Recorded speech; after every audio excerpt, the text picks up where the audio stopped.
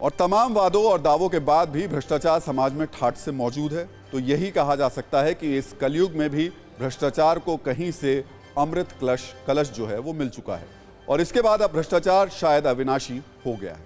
वैसे देश में सिर्फ भ्रष्टाचार ही सदाबहार मुद्दा नहीं है। चुनाव करीब आते ही नेताओं को मजहब की याद भी आ जाती है। गुजरात में विधानसभा चुनाव करीब है, लिहाजा यहां कांग्रेस समीकरण सेट करने में जुट गई है। इसी कवायद में खास समुदाय को खुश करने के मकसद से गुजरात कांग्रेस के अध्यक्ष ने ऐसे बयान दिए जिसको लेकर पूरे देश में सवाल उठे।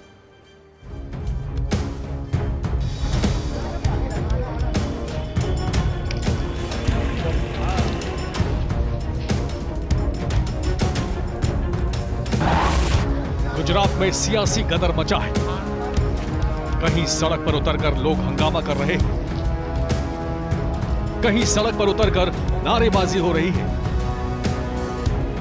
कहीं पोस्टर चस्पा किए जा रहे हैं, कहीं दीवार पर कालिख पोती जा रही है। ये हंगामा, ये प्रदर्शन, ये नारेबाजी पूरे गुजरात में कांग्रेस की कमान संभालने वाले जगदीश ठाकुर के मजहबी बयान को लेकर है। आपको पहले अपनी ही पार्टी को कटघरे में खड़ा करने वाले गुजरात कांग्रेस अध्यक्ष का बयान सुनवाते हैं। देश का प्रधानमंत्री एम कहता था कि हिंदुस्तानी तिजोरी पर सौથી પહેલો अधिकार मायनो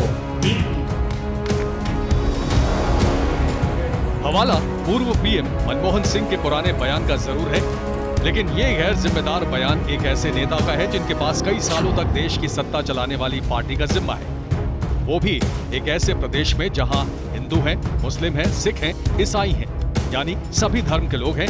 लेकिन सवाल इससे भी कहीं ज्यादा बड़ा है। क्या धर्म के आधार पर देश की संपत्तियों का बंटवारा होना चाहिए? क्या कांग्रेस नेता का यह बयान माहौल बिगाड़ने वाला नहीं है? क्या चंद वोटों के लिए यह देश के सौहार्द को बिगाड़ने की कोशिश नहीं है?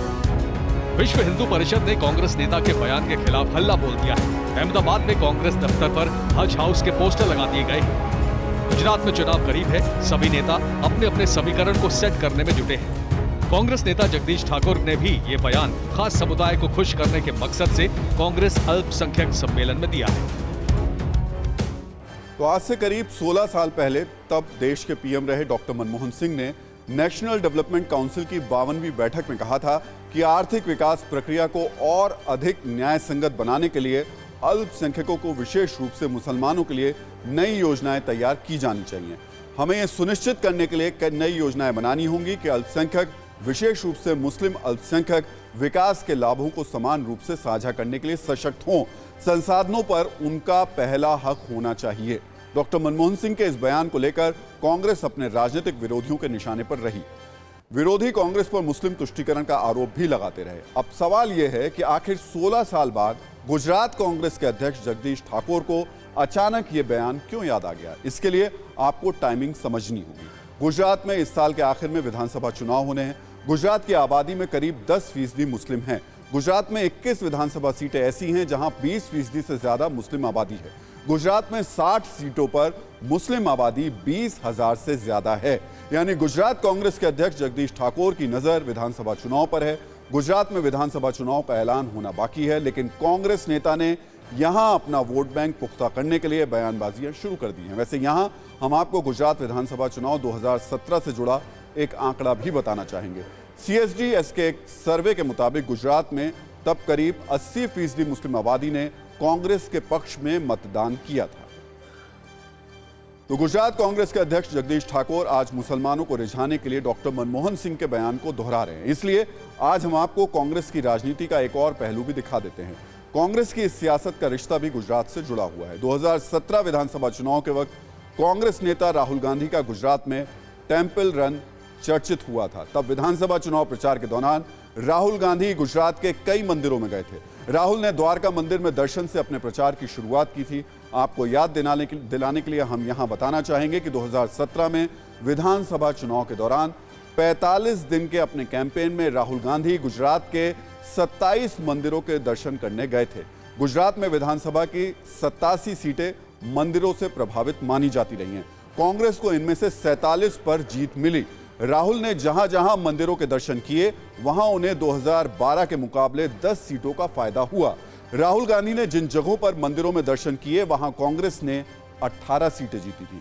2012 में इन 18 में से कांग्रेस को सिर्फ 8 सीटें मिली थी, यानी 2017 में राहुल के टेंपल रन से कांग्रेस को 10 सीटों का फायदा हुआ था। यानी कांग्रेस 2017 में टेंपल रन के जरिए गुजरात की सत्ता में वापसी का सपना देख रही थी। आज 5 साल बाद कांग्रेस नेता फिर तुष्टीकरण की राजनीति कर रहे हैं। यहां हम आपको यह भी बताना चाहेंगे कि डॉक्टर मनमोहन सिंह की सरकार ने अक्टूबर 2005 में जस्टिस राजेंद्र सच्चर के नेतृत्व में मुसलमानों का हाल जानने के लिए एक कमेटी भी बनाई थी। इसे भी कांग्रेस की तुष्टीकरण वाली राजनीति ही कहा जाता रहा है। वैसे 2014 लोकसभा चुनाव में हार के बाद कांग्रेस ने हार के कारणों की जांच के लिए AK एंटनी के नेतृत्व में एक कमेटी बनाई थी। इस कमेटी ने भी अपनी रिपोर्ट में कांग्रेस की हार के कारणों में छद्म, सेकुलरिज्म और मुस्लिम तुष्टीकरण को बड़ा कारण माना था।